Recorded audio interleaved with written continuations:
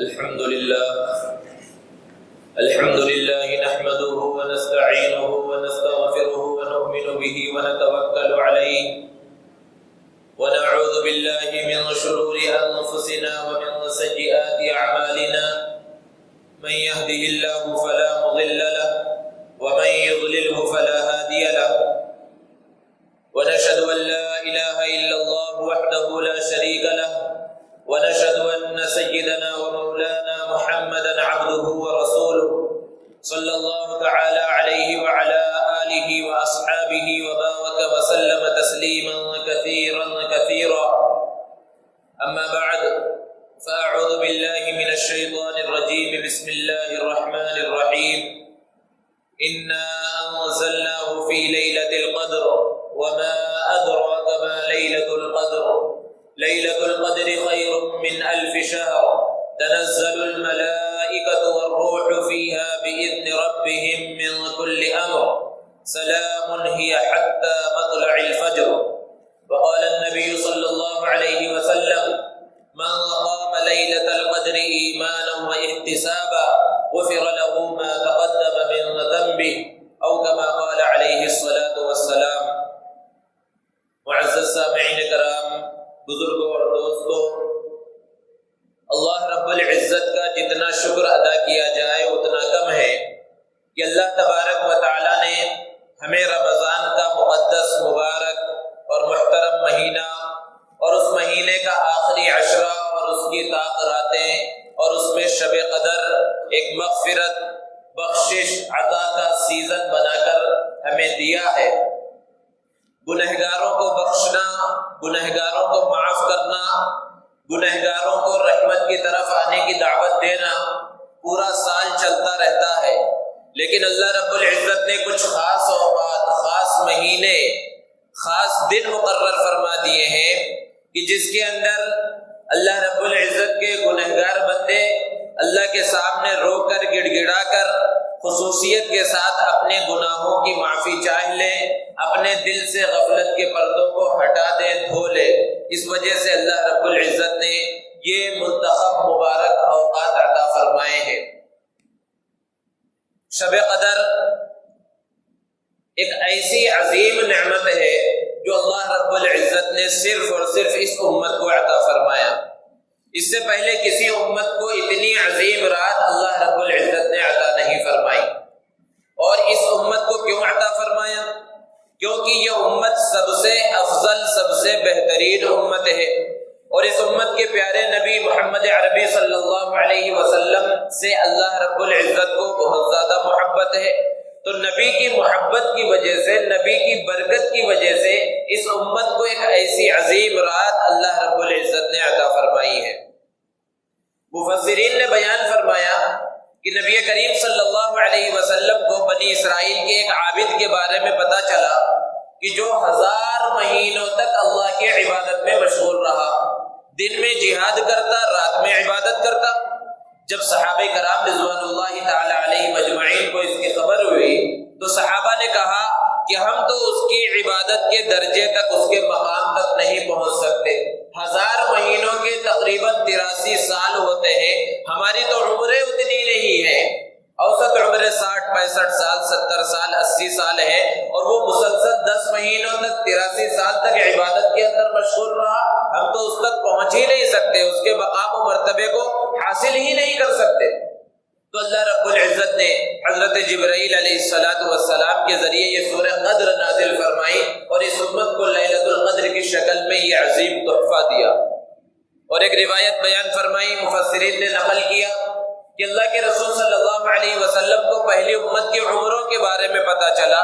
اور انبیاء کرام علیہ السلام کے بارے میں پتا چلا کہ جنہوں نے 80 سال مسلسل اللہ رب العزت کی عبادت کے اندر گزارا.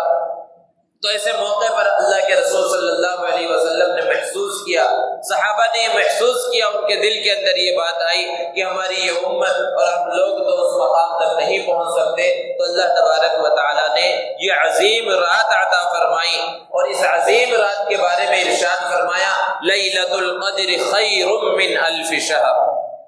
کہ ایک شب قدر 1000 مہینوں سے بہتر ہے. کہ اگر کسی مسلمان کو اپنی زندگی کے اندر ایک شب قدر مل گئی، ایک مرتبہ اس نے شب قدر کو عبادت میں گزار دیا،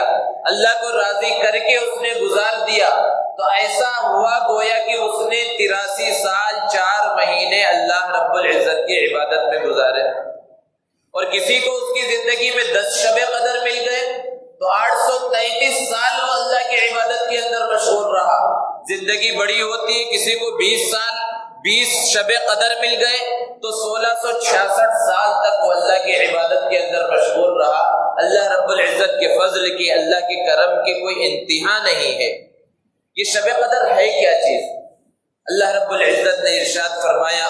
کہ اس رات کی عظمت ہو یا فضیلت ہو، یا رمضان کے مہینے کی عظمت ہو یا فضیلت ہو، یہ قرآن کی وجہ سے ہے۔ قرآن میں اللہ نے بیان فرمایا شہر رمضان الذی انزل فیہ القرآن،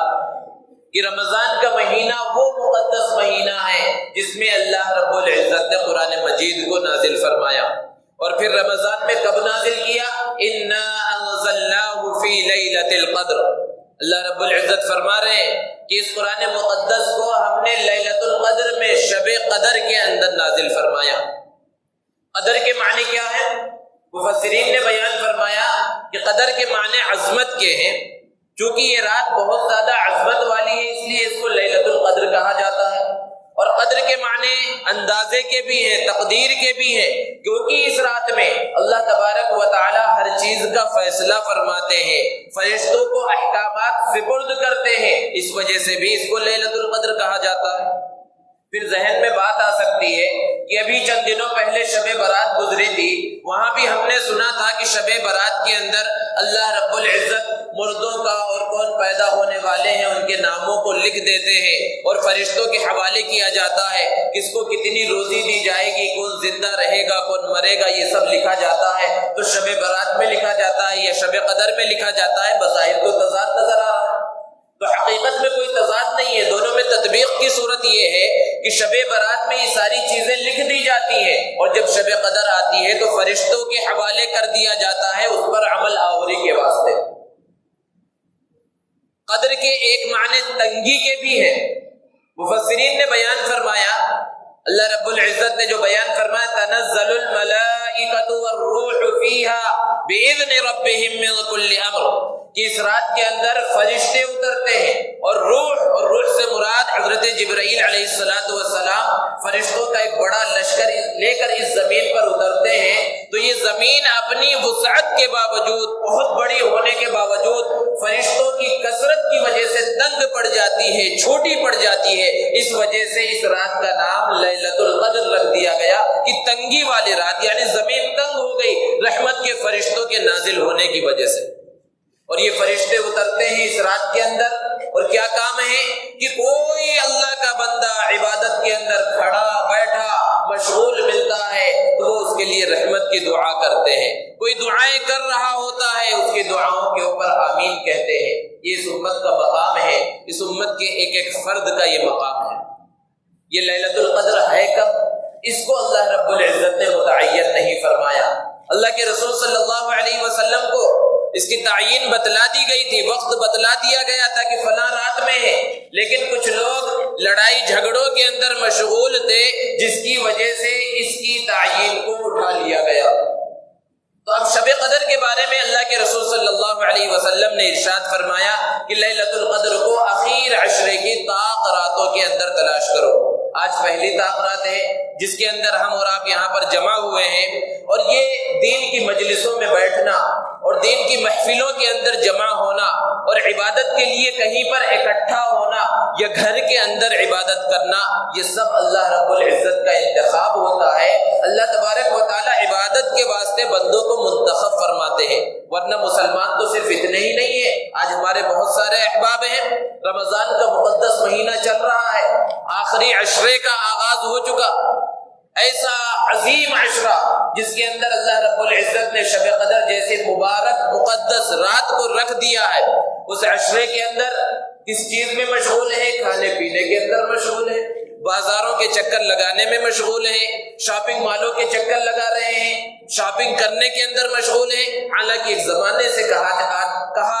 جا رہا ہے، لوگ کہتے آ رہے ہیں کہ رمضان کا استقبال کیا ہے، رمضان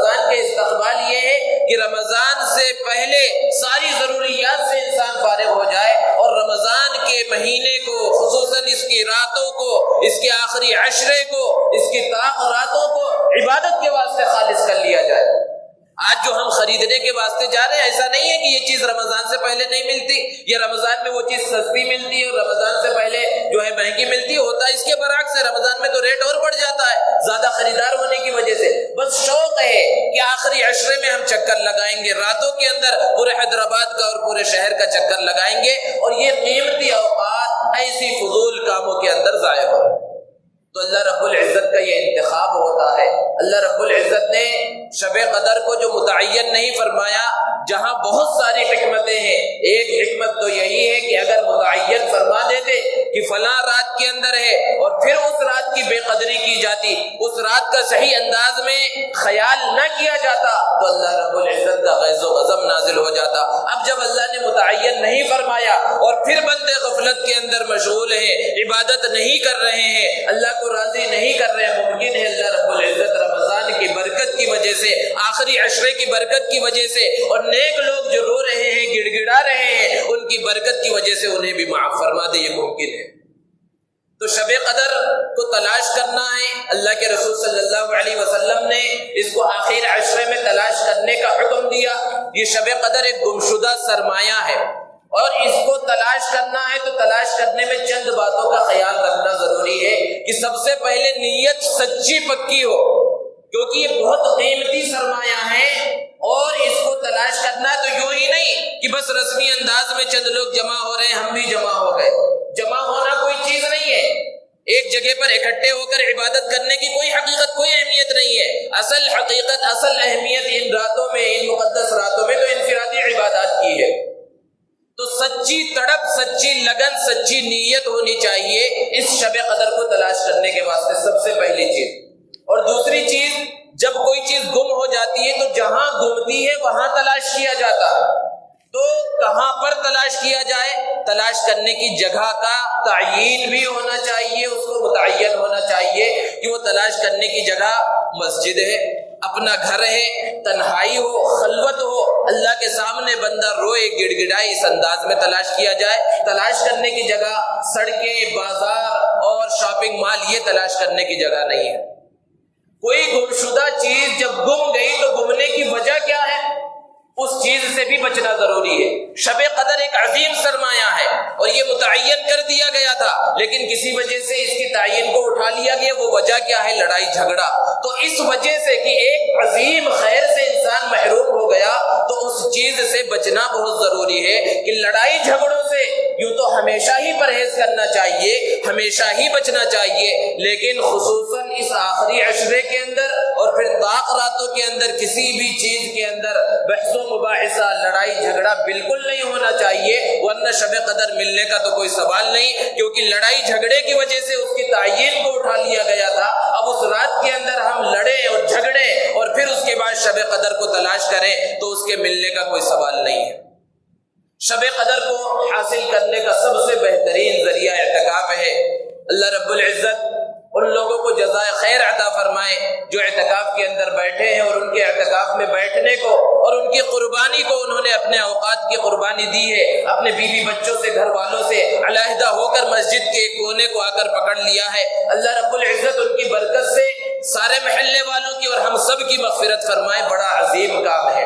اور جو لوگ عبادت کے واسطے جمع ہوئے ہیں، اللہ رب العزت ان سب کی مغفرت فرمائے۔ جمع ہونے کا مقصد بیان کرنا نہیں ہے، اصل مقصد تو ہے کہ ہم عبادت کے اندر مشغول ہوں۔ یہ بیان رکھ دیا جاتا ہے تاکہ کچھ مذاکرہ ہو جائے، بات چیت ہو جائے کہ کس انداز میں انسان کو زندگی گزارنی ہے، کس انداز میں اسے عبادت کے اندر مشغول ہونا ہے، اس بات کے واسطے بیان رکھ دیا جاتا ہے، ورنہ اصل مقصد طاق راتوں کا، بیانوں کا اہتمام کرنا نہیں ہے، اصل مقصد عبادات کا اہتمام کرنا ہے۔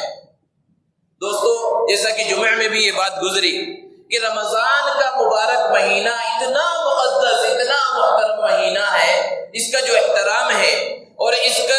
جو مقام و مرتبہ ہے جو اللہ رب العزت نے عطا فرمایا، وہ کس وجہ سے عطا فرمایا کہ نبی کریم صلی اللہ علیہ وسلم کو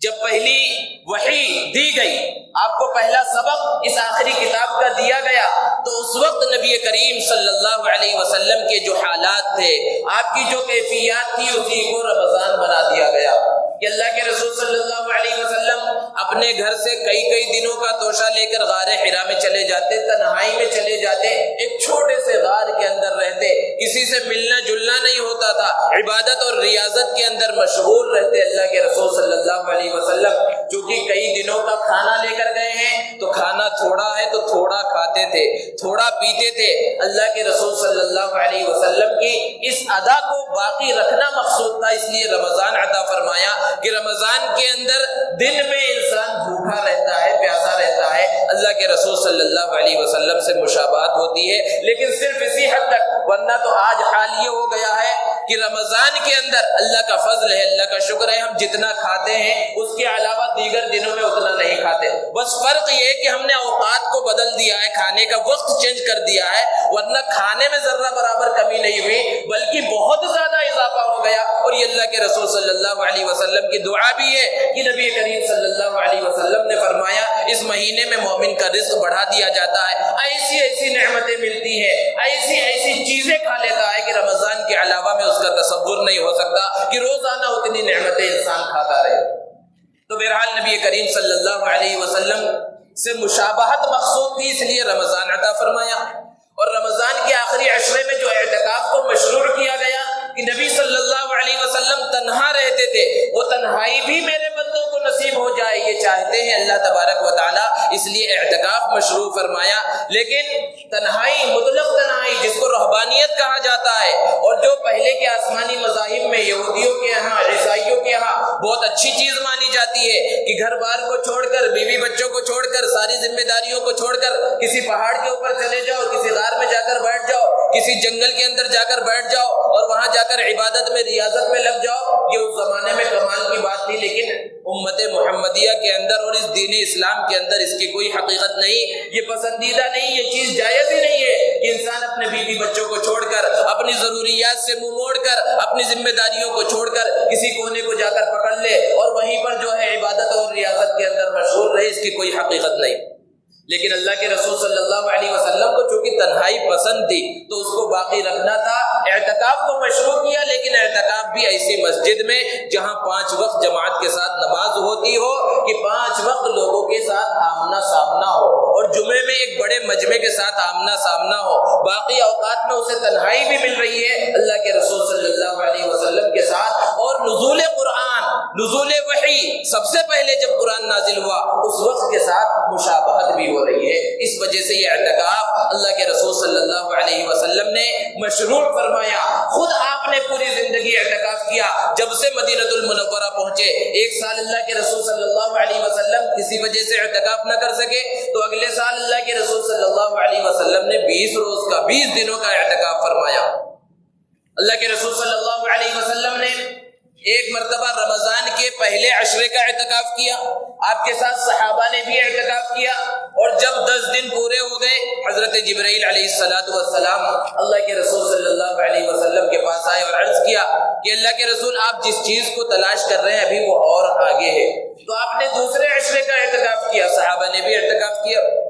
پھر جب دوسرا عشرہ بھی آخر میں پہنچ گیا، حضرت جبرائیل امین علیہ السلام تشریف لائے اور عرض کیا اللہ کے رسول آپ جس چیز کو تلاش کر رہے ہیں وہ ابھی نہیں آئی، وہ اور آگے ہے۔ تو اللہ کے رسول صلی اللہ علیہ وسلم نے اخیر عشرے کا اعتکاف کیا اور امت کو اخیر عشرے میں شب قدر کو تلاش کرنے کے واسطے اعتکاف کا حکم دیا، اعتکاف کو مسنون قرار دیا، اور اس کے فضائل کو اللہ کے رسول صلی اللہ علیہ وسلم نے بیان فرمایا کہ جو شخص اخیر عشرے کا اعتکاف کرتا ہے اللہ تبارک و تعالیٰ اسے 2 مقبول حج اور عمروں کا ثواب عطا فرماتے ہیں۔ اور اللہ کے رسول صلی اللہ علیہ وسلم نے اس کی فضیلت کو بیان کرتے ہوئے ارشاد فرمایا کہ ایک دن کا اعتکاف کرنے کی وجہ سے اللہ تبارک و تعالیٰ مسلمان بندے کو جہنم سے 3 خندقوں کے برابر دور فرما دیتے ہیں، جس میں سے ایک خندق کی مسافت زمین اور آسمان کے درمیان جتنی مسافت ہے اتنی، اور زمین اور آسمان کے درمیان جتنا فاصلہ ہے اس کا اندازہ اور تصور نہیں کیا جا سکتا۔ تو اگر کوئی 10 دنوں تک مسلسل اعتکاف کرے تو اسے کیا مقامات ملیں گے، کیا مرتبہ ملے گا، یہ اللہ رب العزت ہی جاننے والے ہیں۔ تو جنہوں نے اپنے اوقات کو فارغ کر لیا ہے وہ سچی پکی نیت کر لیں شب قدر کو تلاش کرنے کی، اور جو مسنون اعتکاف نہیں کر رہے اور ان کی یہ نیت ہے کہ وہ طاق راتوں میں عبادت کے اندر مشغول ہوں گے، اخیر عشرے میں اعتکاف کے اندر یا اعتکاف کے علاوہ دوسری عبادتوں کے اندر مشغول ہوں گے، وہ بھی شب قدر کو تلاش کرنے کی سچی پکی نیت کر لیں اور صحیح انداز میں اس کو تلاش کرنے کی کوشش کریں۔ ایک انسان ہے جب اس نے اپنے وقت کو فارغ کر لیا ہے، 10 دن کوئی کم دن نہیں ہوتے، ایک بہت بڑی مقدار ہے 10 دنوں کی، اور اپنے بیوی بچوں سے گھر والوں سے انسان دور آ گیا ہے، تو ایسے ہی سرسری انداز میں اور رسمی اور رواجی انداز میں اس کو گزار نہیں دینا چاہیے، بات چیت میں اور بحث و مباحثے میں گپ شپ کرنے میں اس کو گزار نہیں دینا چاہیے، بلکہ اس وقت کو قیمتی بنانا چاہیے، اور قیمتی بنانے کے واسطے اپنا کیونکہ ابھی آغاز ہوا ہے، چند گھنٹے ہوئے ہیں، اپنا ایک نظام الاوقات، نظام العمل بنا لیا جائے کہ اس 10 دنوں میں ہمیں کیا کیا کرنا ہے، ان 10 دنوں میں ہمیں کیا سیکھنا ہے۔ اور یہ ضروری نہیں کہ جو اعتکاف میں نہیں ہے اور کچھ وقت فارغ کرنا چاہتے ہیں وہ بھی ایک نظام العمل بنا لے کہ ان 10 دنوں میں ہم کیا کیا کر لیں گے، کیا کریں گے، کون سی عبادتیں کریں گے، کیا سیکھیں گے۔ ضروری نہیں ہے کہ اعتکاف میں ایک بندہ آ گیا تو وہ ہمیشہ نماز کے اندر مشغول رہے، سیکھنا سکھانا بھی ایک طرح کی عبادت ہے۔ ہم مسجد کے اندر آ رہے ہیں، قرآن مجید کی تلاوت کر رہے ہیں، قرآن مجید کی تلاوت بہت بڑی عبادت ہے، اور رمضان کے ساتھ قرآن مجید کا گہرا تعلق ہے۔ بہت سے لوگ ہیں جو کہتے ہیں کہ طوطے کی طرح بغیر سمجھے جو ہے پڑھنے کا کوئی فائدہ نہیں، یہ بہت بڑی غلط فہمی ہے، کیونکہ اللہ کے رسول صلی اللہ علیہ وسلم نے ارشاد فرمایا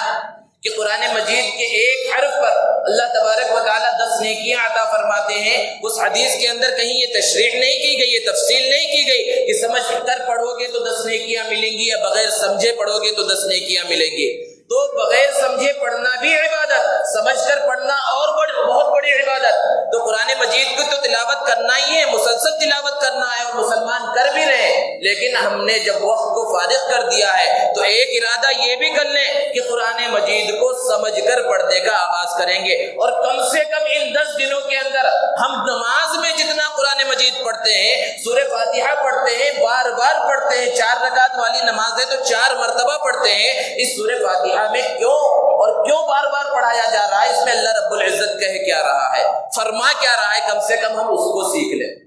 چھوٹی چھوٹی صورتیں جو آخر کی 10 صورتیں ہیں، ان صورتوں کا ترجمہ ہمیں یاد ہو جائے۔ ہم التحیات پڑھتے ہیں، ثنا پڑھتے ہیں، درود شریف پڑھتے ہیں، دعائے معذورہ پڑھتے ہیں، دعائے قنوت پڑھتے ہیں، ان سب چیزوں میں یہ جو دعائیں ہم کر رہے ہیں اس کا ترجمہ ہمیں معلوم ہو جائے، اور اس کی بنیادی باتیں ہمیں معلوم ہو جائے، اور پھر اس کے بعد جب ہم نماز پڑھیں گے تو پھر نماز کے اندر خشوع خضوع کے اندر اضافہ ہوگا، اس کا مفہوم بھی سمجھ میں آئے گا۔ ایسا نہیں ہے کہ بغیر سمجھے پڑھیں گے تو اجر و ثواب نہیں، اجر و ثواب پورا ملے گا، لیکن جب ہم اس کو سمجھ کر پڑھیں گے، اس کے مفہوم کو جان جائیں گے، تو پھر اس کے بعد پڑھنے کا انداز اور پڑھنے کا مزہ کچھ اور ہوگا۔ تو نظام الاوقات بنا لیا جائے کہ کتنے وقت ہمیں سونا ہے، کتنے وقت تلاوت کرنی ہے دیکھ کر، اور کتنے وقت قرآن مجید کو سمجھ کر پڑھنے کی کوشش کرنی ہے، کتنے وقت میں ہمیں مسائل کا علم حاصل کرنا ہے۔ یہ سارے اوقات اگر مقرر کر لیں گے تو یہ 10 دن ہمارے بہت قیمتی بن جائیں گے، اور ان 10 دنوں کے بعد ہم اپنی زندگی کے اندر تبدیلی کو خود محسوس کریں گے،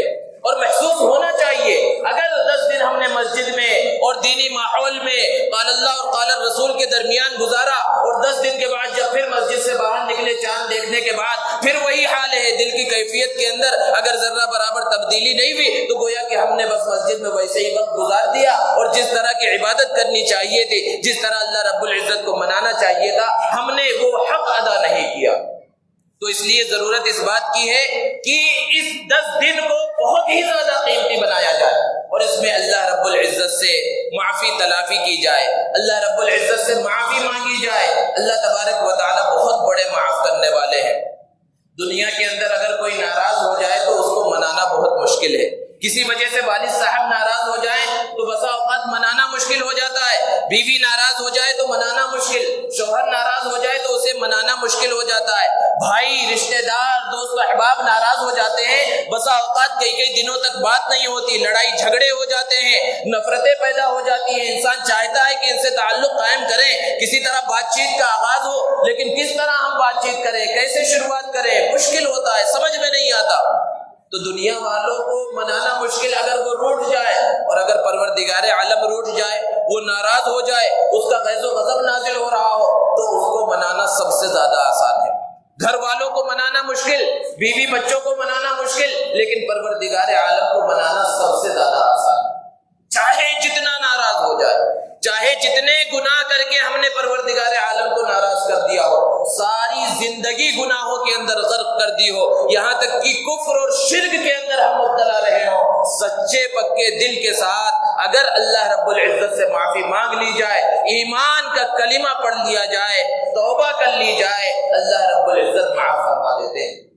اللہ رب العزت کے دربار سے کسی کو خالی ہاتھ واپس نہیں بھیجا جاتا۔ ایک آدمی کسی بہت بڑے مالدار کے دروازے پر بیٹھ جائے اور 10-5 روپے کا سوال کرنے لگے اور اس دروازے سے ہٹے ہی نہ کہ جب تک تو مجھے 10 روپے نہیں دے گا میں اس دروازے کو نہیں چھوڑوں گا، تو وہ کنجوس بھی ہوگا تو کسی نہ کسی وقت اسے 10 روپے نکال کر دے دے گا۔ پروردگار عالم کا حال یہ ہے کہ اگر اس کے دروازے کے اوپر آ جائے انسان، اپنی 90 سالہ زندگی گناہوں میں غرق کر کے کوئی انسان اپنے پروردگار کے سامنے آ جائے اور سچے دل کے ساتھ توبہ کر لے، معافی مانگ لے، اللہ رب العزت معاف فرما دیتے ہیں۔ شیطان مختلف انداز میں بہکاتا ہے، مختلف طریقوں سے بہکاتا ہے۔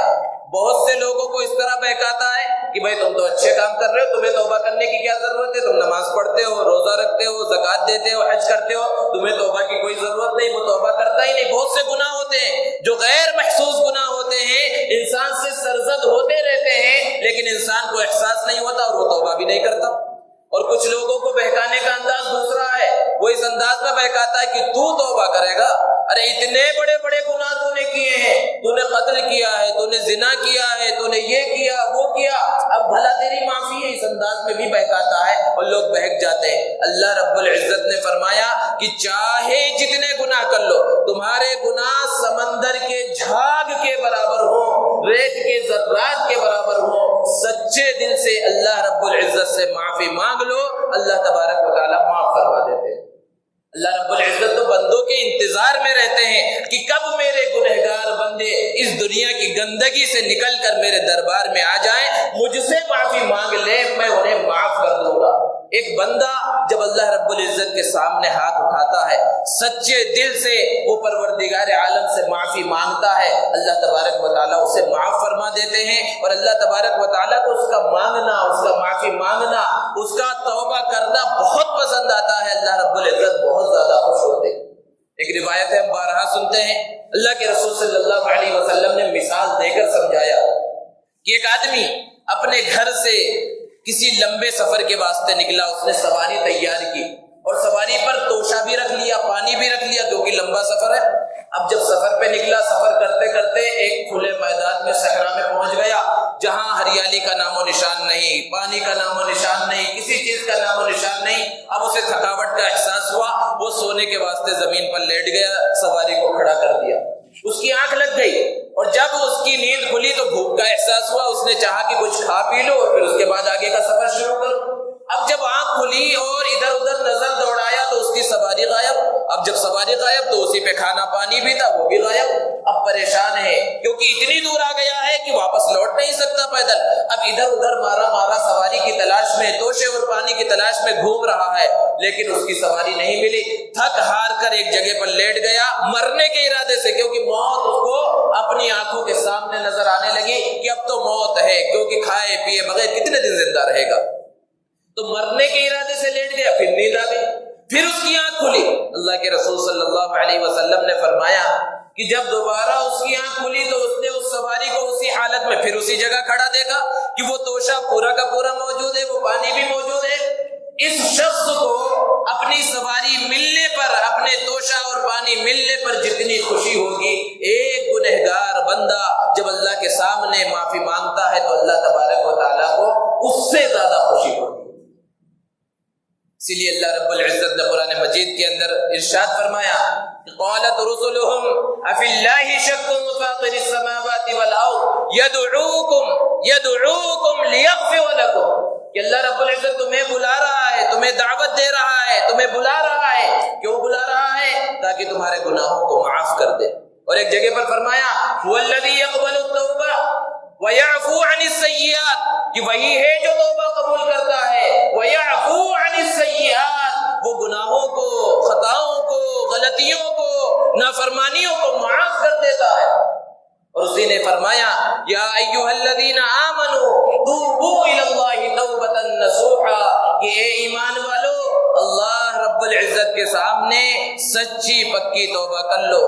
عسى ربكم ان يكفر عنكم سيئاتكم ممکن ہے اللہ رب العزت تمہارے گناہوں کو معاف کر دے گا اور تمہیں ایسے باغات میں داخل فرمائے گا جس کے نیچے سے نہریں بہ رہی ہوں گی۔ اور ایک جگہ پر اللہ نے بیان فرمایا یا عبادی الذین اسرفوا علی انفسہم اے میرے وہ بندو جنہوں نے اپنے آپ پر بہت زیادہ ظلم کر لیا ہے، بہت گناہ کر لیا ہے، اللہ کی رحمت سے مایوس مت ہو۔ ان اللہ یغفر الذنوب جميعا اللہ تمہارے سارے گناہوں کو معاف کر دے گا۔ انہ هو الغفور الرحیم وہ بہت زیادہ معاف کرنے والا، بہت زیادہ رحم کرنے والا ہے۔ مفسرین نے بیان فرمایا کہ آیت کریمہ وحشی کے بارے میں نازل ہوئی۔ وحشی کون ہے؟ نبی کریم صلی اللہ علیہ وسلم کے پیارے چچا سید الشہداء حضرت حمزہ رضی اللہ تعالی عنہ کا قاتل ہے۔ حضرت حمزہ رضی اللہ تعالی عنہ کو جنگ احد میں شہید کیا گیا، اور صرف شہید ہی نہیں کیا گیا، بہت ہی برے انداز میں شہید کیا گیا۔ آپ کی لاش کا مسلح بنایا گیا، آپ کے ناک کان کاٹے گئے، آپ کے کلیجے کو نکال کر کچا چبانے کی کوشش کی گئی، اس انداز میں ان کے ساتھ سلوک کیا گیا۔ اللہ کے رسول صلی اللہ علیہ وسلم نے اپنے پیارے چچا کا جب یہ حال دیکھا، آپ صلی اللہ علیہ وسلم کی مبارک آنکھوں سے آنسو نکل آئے۔ اللہ کے رسول صلی اللہ علیہ وسلم کو بہت زیادہ غصہ آیا، حالانکہ اللہ کے رسول صلی اللہ علیہ وسلم رحمت للعالمین ہے، اور اس وقت اللہ کے رسول صلی اللہ علیہ وسلم نے فرمایا میں 70 کافروں کے ساتھ ایسا معاملہ کروں گا جیسا میرے چچا کے ساتھ کیا گیا ہے، 70 کافروں کے ساتھ ایسا معاملہ کروں گا۔ فوراً اللہ کا حکم نازل ہوا، جبرائیل امین تشریف لائے اور یہ آیت کریمہ نازل ہوئی وَإِنْ عَاقَبْتُمْ فَعَاقِبُوا بِمِثْلِ مَا عُوقِبْتُمْ بِهِ کہ نبی صلی اللہ علیہ وسلم اگر آپ بدلہ لینا چاہتے ہیں تو صرف اتنا ہی بدلہ لے سکتے ہیں جتنی تکلیف آپ کو پہنچائی گئی۔ آپ کے ایک آدمی کے ساتھ ایسا سلوک کیا گیا، آپ ان کے ایک آدمی کے ساتھ ہی صرف ایسا سلوک کر سکتے ہیں، 70 کے ساتھ ایسا معاملہ نہیں کر سکتے۔ وَلَئِنْ صَبَرْتُمْ لَهُوَ خَيْرٌ لِّلصَّابِرِينَ لیکن اگر آپ صبر کر لیں تو صبر زیادہ بہتر ہے۔ اللہ کے رسول صلی اللہ علیہ وسلم نے صبر اختیار کیا۔ ابھی آپ نے قسم کھائی تھی، اب قسم کا کفارہ دے دیا۔ قسم اس بات کی کھائی تھی کہ 70 کافروں کے ساتھ یہ معاملہ کروں گا، لیکن اللہ کے رسول صلی اللہ علیہ وسلم نے قسم کا کفارہ دیا۔ اندازہ لگایا جا سکتا ہے اس واقعے سے کہ اللہ کے رسول صلی اللہ علیہ وسلم کو کتنی تکلیف پہنچی، لیکن چند دن گزرے کہ اللہ کے رسول صلی اللہ علیہ وسلم نے اپنے پیارے چچا کے قاتل وحشی کو اسلام کی دعوت کے واسطے خط لکھا اور اس میں کہا کہ اسلام قبول کر لو۔ ذرا تصور کیجئے شان رحمت للعالمین کیا ہے نبی صلی اللہ علیہ وسلم کی، اور اللہ رب العزت کتنا رحیم ہے، کتنا کریم ہے کہ چچا کے قاتل کو اسلام کی دعوت دی جا رہی ہے۔ اور ادھر وحشی کے ناز اور نخرے دیکھیے کہ اللہ کے رسول صلی اللہ علیہ وسلم کا خط پہنچا ہے، آپ کا پیغام پہنچا ہے کہ اسلام قبول کر لو،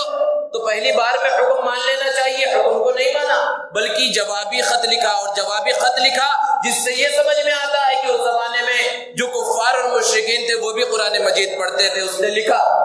کہ قرآن نے کہا ہے ان من قتل او زنا او اشرک کہ جس نے قتل کیا، جس نے زنا کیا، جس نے شرک کیا، یلق اثاما یضاعف له العذاب اس کے عذاب کو کئی گنا بڑھا دیا جائے گا، اس کی معافی نہیں ہے، اور میں نے تو یہ سارے گناہ کیے ہیں اور قتل تو کتنی عظیم ہستی کا کیا ہے، مجھے کیسے معاف کیا جائے گا؟ آپ کیسے مجھے اسلام کی طرف بلا رہے ہیں؟ دوسری آیت کریمہ نازل ہو گئی الا من تاب وآمن وعمل عملا صالحا یہاں یہ ضرور ہے کہ جو ایسے گناہ کرے گا اس کی معافی نہیں ہے، لیکن جو توبہ کر لے، ایمان لے کر آ جائے اور اچھے اعمال کر لے تو اللہ تعالیٰ اسے معاف فرما دیں گے، اس کے گناہوں کو نیکیوں سے بدل دیں گے۔ یہ آیت کریمہ اللہ کے رسول صلی اللہ علیہ وسلم نے وحشی کے پاس بھجوائی۔ خط و کتابت ہو رہی ہے، کس سے خط و کتابت ہو رہی ہے؟ چچا کے قاتل کے ذریعے وحشی سے خط و کتابت ہو رہی ہے۔ یہ آیت کریمہ جب بھیجائی تو دوبارہ وحشی نے خط لکھ کر بھیجا، پیغام بھجوایا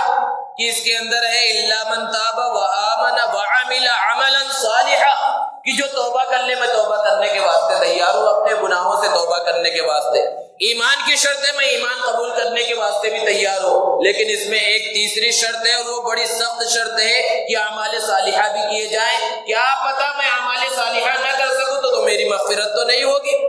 جب یہ پیغام اللہ کے رسول صلی اللہ علیہ وسلم کے پاس آیا تو اس کے بعد اللہ رب العزت نے اور ایک آیت نازل فرمائی، ان اللہ لا یغفر ان یشرک بہ ویغفر ما دون ذلک لمن یشاء، کہ اللہ تبارک و تعالی شرک کو معاف نہیں کریں گے، شرک کے علاوہ سارے گناہوں کو معاف کر دیں گے۔ اگر تم مشرک ہو، سچے دل سے ایمان قبول کر لو، ایک نہ ایک دن ضرور جنت میں داخل ہو جاؤ گے اگر تمہارا خاتمہ ایمان پر ہو جائے۔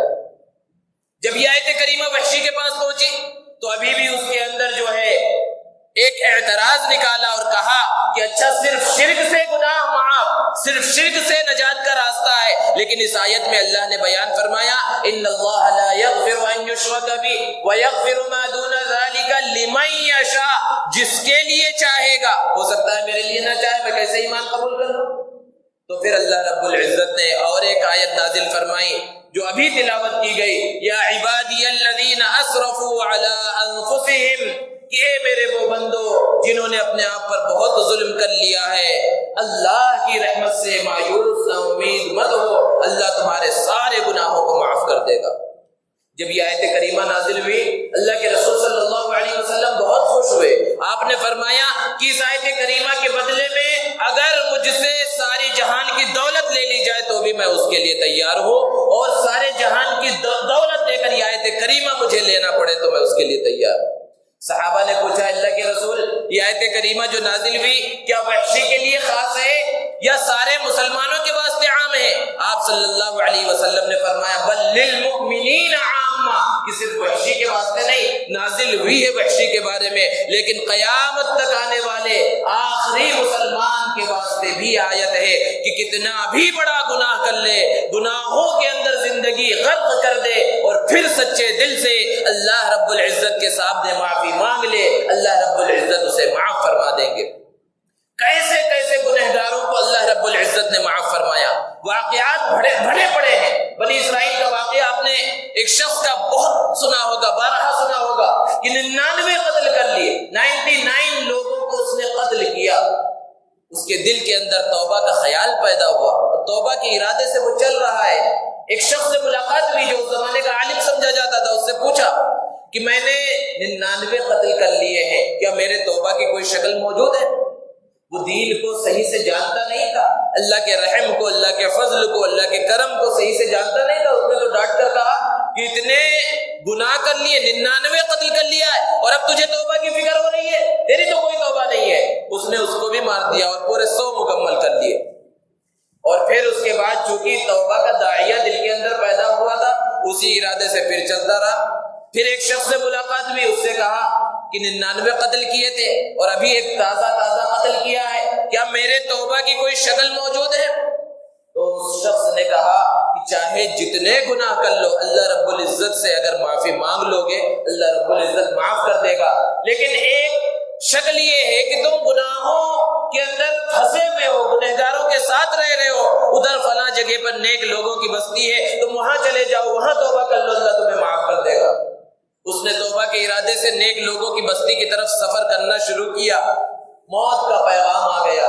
اسرائیل آ گئے اور روح کو قبض کر لی۔ ابھی توبہ اس بندے نے کی نہیں ہے، توبہ کے ارادے سے صرف چل رہا تھا، موت کا پیغام آ گیا۔ اب جب موت ہو گئی، رحمت کے فرشتے بھی آ گئے، جہنم کے فرشتے بھی آ گئے اور دونوں میں بحث و مباحثہ ہو رہا ہے۔ جنت کے فرشتے یہ کہہ رہے ہیں کہ ہم اس کی روح کو لے کر جائیں گے کیونکہ اس نے توبہ کا ارادہ کر لیا تھا، اور جہنم کے فرشتے کہہ رہے ہیں کہ ہم اس کی روح کو لے کر جائیں گے کیونکہ اس نے توبہ تو کی نہیں ہے، گناہگاری میں ہی اس کا انتقال ہو گیا ہے۔ اب اللہ رب العزت کی طرف سے فیصلہ ہوا کہ زمین کو ناپا جائے، وہ برے لوگوں کی بستی سے آ رہا تھا، اگر ادھر قریب ہے تو اسے جہنم کے فرشتے لے کر جائیں گے، اور نیک لوگوں کی بستی کی طرف جا رہا تھا، اگر ادھر سے زیادہ قریب ہے، اس زمین کے زیادہ قریب ہے تو اسے جنت کے فرشتے لے کر جائیں گے۔ روایتوں کے اندر ہے کہ حقیقت میں وہ شخص ابھی برے لوگوں کی بستی کے ہی قریب تھا، لیکن اللہ کا فضل کیسا ہے، اللہ کا رحم کیسا ہے کہ جب فرشتوں نے زمین کو ناپنا شروع کیا تو اللہ رب العزت نے اس زمین کو کہا تباعدی کہ تو دور ہو جا، اور اس زمین کو کہا تقربی تو قریب ہو جا، اور وہ زمین قریب نکلی اور جنت کے فرشتے، رحمت کے فرشتے اس کو لے کر گئے اور اللہ نے اسے معاف فرما دی۔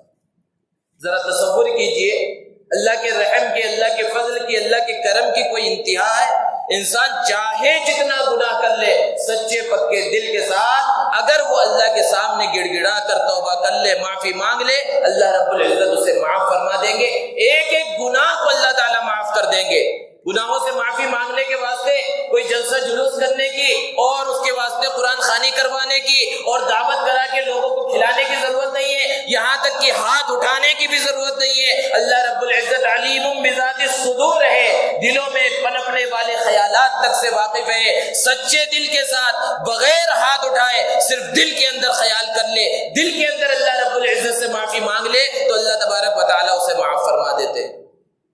مولانا رومی رحمۃ اللہ علیہ نے ایک شخص کا واقعہ لکھا جس کا نام تھا نصور،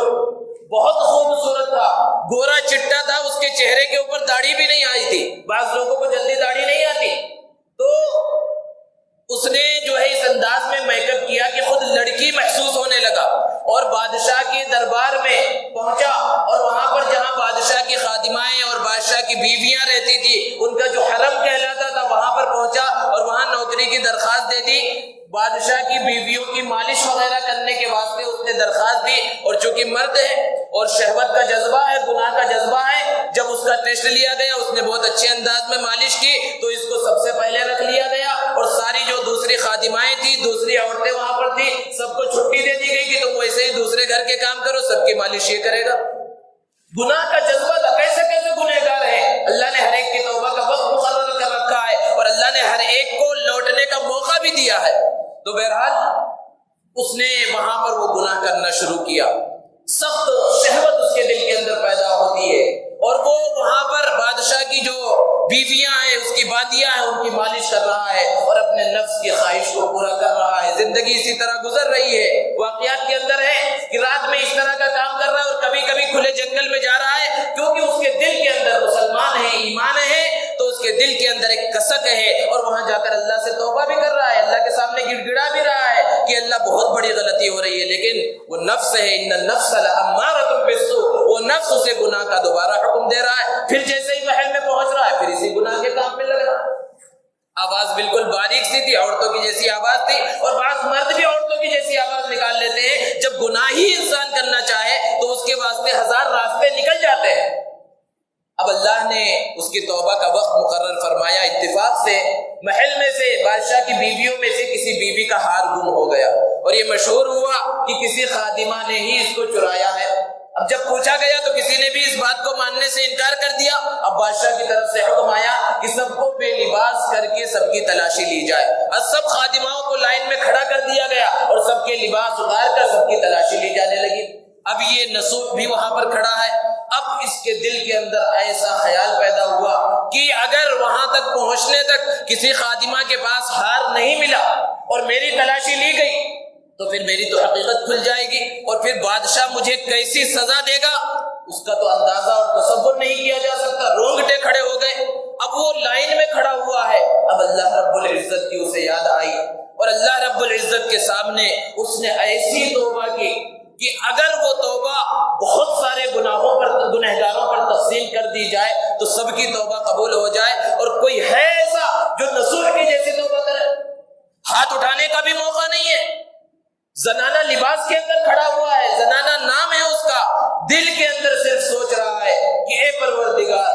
اگر آج تو نے میری پردہ پوشی کی، آج اگر تو نے مجھے بچا لیا، کبھی گناہ کے قریب نہیں جاؤں گا، تیری عزت کا واسطہ، تیری جلالت کا واسطہ، اے پروردگار میں قسم کھا کر کہہ رہا ہوں دوبارہ کبھی گناہ نہیں کروں گا۔ یہ ہے نصوح کی توبہ۔ کوئی ہے ایسا جو ایسی پکی سچی توبہ کرے؟ اللہ نے اس کی توبہ کو قبول کیا، اس کی توبہ کو قبول کیا۔ ابھی وہ دعا کر رہا ہے کہ بے ہوش ہو کر گر گیا وہاں پر، اور یہاں پر اتفاق یہ ہوا کہ کسی خادمہ کے پاس وہ ہار مل گیا۔ اب دوسری خادمائیں اس نسو کے پاس آ گئی اور اس کو اٹھانا شروع کیا. پھر تھوڑی دیر کے بعد جب اس کو ہوش آیا تو پوچھا کہ کیا ہوا تھا. اس نے کہا مجھے جو ہے یہ منظر دیکھ کر جو ہے میرے دل کے اوپر بہت تکلیف پہنچی اور جس کی وجہ سے اب میں بہت کمزور ہو چکی ہوں, اب میں خدمت نہیں کر سکتی اور اب میں یہاں سے جا رہی ہوں. تو دوسری خادماؤں نے کہا کہ ہماری ایک کی غلطی کی وجہ سے تم کو اتنی زیادہ تکلیف پہنچی. تو بہرحال اس نے اس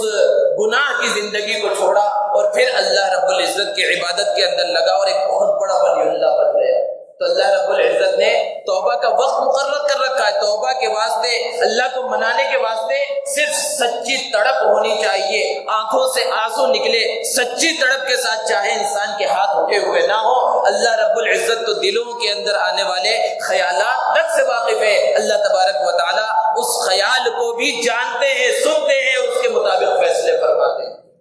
اس لیے ضرورت اس بات کی ہے کہ یہ مقدس مبارک اور محترم مہینہ اور اس کا آخری عشرہ اور یہ قیمتی راتیں چل رہی ہیں, اس میں صرف اپنے لیے ہی نہیں مانگنا ہے, اپنے لیے مانگے, اپنے گھر والوں کے کامیابی اور کامرانی کے واسطے مانگے, پورے ملک کے واسطے مانگے. ملک کے کیسے حالات ہیں ہر مسلمان جانتا ہے. ملک کے اندر امن و امان کے واسطے مانگے, عالم اسلام کے کیا احوال ہیں, عالم اسلام کی فلاح و بہبود کے واسطے مانگے, ہر جگہ کے واسطے مانگے, ہر مسلمان مانگے, کیونکہ اللہ تبارک و تعالیٰ کو مانگنا بہت پسند ہے. اور جب بندہ مانگتا ہے اللہ رب العزت عطا فرماتے ہیں. ہو سکتا ہے ہماری ان آنکھوں سے کوئی چیز ملتی ہوئی نظر نہ آئے, لیکن اللہ رب العزت عطا ضرور فرماتے ہیں. اس لیے زیادہ سے زیادہ مانگے. اللہ رب العزت سے دعا ہے کہ اللہ تبارک و تعالیٰ رمضان کے ان بقیہ ایام کی صحیح طرح سے قدر کرنے کی توفیق عطا فرمائے, ایک ایک لمحے کی, ایک ایک منٹ کی قدر کرنے کی توفیق عطا فرمائے, طاق راتوں کی قدر کرنے کی اور اس کے اندر شب قدر کو حاصل کرنے کی توفیق عطا فرمائے.